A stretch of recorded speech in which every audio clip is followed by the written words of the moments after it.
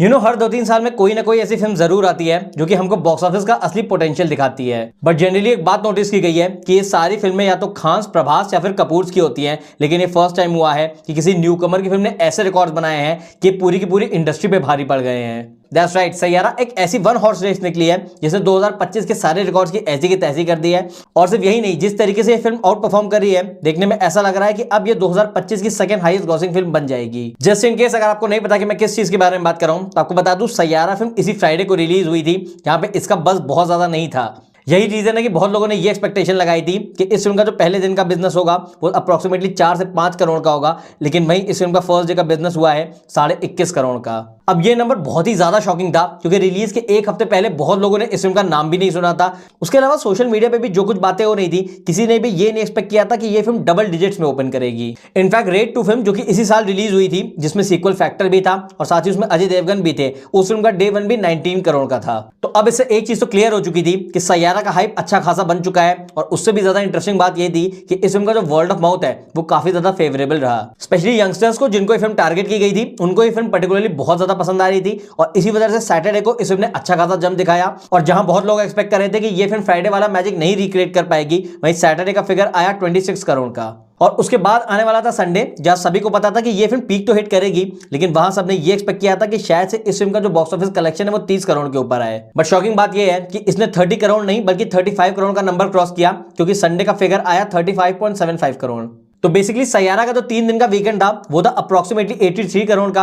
और ये कितना ज्यादा है उसका अंदाजा आप इसी बात से लगा सकते हैं कि जो मैंने थोड़ी देर पहले रेड 2 का एग्जांपल दिया था, उस फिल्म ने अपने फर्स्ट वीकेंड पे 49 करोड़ की कमाई की थी। और मैं फिर से याद दिला दूं कि वो अजय देवगन की फिल्म थी, जो कि इंडिया के बहुत बड़े सुपरस्टार माने जाते हैं। तो अगेन सैयारा ने सारी एक्सपेक्टेशन को तो सरपास कर ही दिया था, लेकिन उसके बावजूद भी 2 शॉक अभी भी बाकी थे, क्योंकि इससे बड़ा वाला शॉक लगा है मंडे को, क्योंकि मंडे का फिगर फ्राइडे से भी ज्यादा रहा। दैट्स राइट, जहां लोग ऐसा इमेजिन कर रहे थे कि अगर ये फिल्म अपने मंडे को 8 से 9 करोड़ भी कमा ले तो भी इसकी होल्ड अच्छी मानी जाएगी, लेकिन वहीं इसने मंडे को बिल्कुल तबाही मचा दी, क्योंकि मंडे का फिगर आया 24 करोड़ का, जो कि अपने आप में बहुत ही ज्यादा इंसेन है, क्योंकि फ्राइडे का कलेक्शन 21.5 करोड़ का हुआ था। इनफैक्ट शायद ये बात सुनने में आपको बहुत बड़ा वाला शॉक लगे कि इंडियन सिनेमा में आज तक ऐसा नहीं हुआ है कि किसी फिल्म ने अपने फ्राइडे को 20+ करोड़ की ओपनिंग ली हो और उसके बावजूद भी उसका मंडे उसके फ्राइडे से बड़ा हो। तो बेसिकली सैयारा ऐसी पहली फिल्म है जिसने ये फीट हासिल किया। बट उससे बड़ी शॉकिंग न्यूज आना बाकी थी, क्योंकि इसके ट्यूसडे का कलेक्शन इसके मंडे से भी ज्यादा था।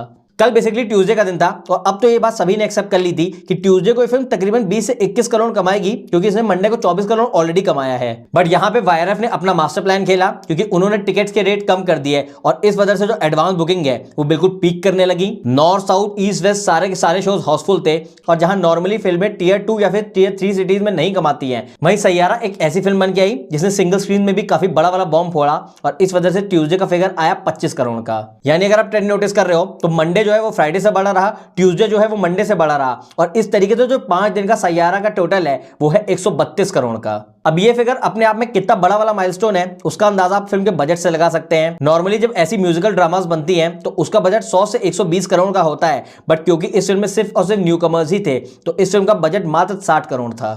एंड गेस व्हाट, क्योंकि ये फिल्म सिर्फ 5 दिन में 132 करोड़ का नेट कलेक्शन कर चुकी है, तो उस तरीके से ये फिल्म हिट, सुपर हिट या फिर मेगा हिट नहीं बल्कि ऑलरेडी ब्लॉकबस्टर बन गई है। एंड दैट्स नॉट ऑल, अब आने वाले दिनों में ये फिल्म जितने भी कलेक्शन करने वाली है वो इस बात को सर्टिफाई कर देगी कि इस फिल्म के ऊपर ऑल टाइम ब्लॉकबस्टर का टैग लगे। यानी इस वीक के एंड तक, जब सेकंड वीकेंड की शुरुआत होगी, तब तक ये फिल्म ऑलरेडी 200 करोड़ का मार्क टच कर चुकी होगी, और इसका जो थर्ड वीक होगा वहां पे 300 करोड़ का मार्क भी छू जाएगी। और इसी के साथ ये फिल्म एक और रिकॉर्ड बना लेगी, जो कि अगेन इंडियन सिनेमा में आज तक नहीं बना है, कि किसी भी न्यू कमर की फिल्म ने 300 करोड़ से ऊपर का लाइफ टाइम कलेक्शन नहीं किया है।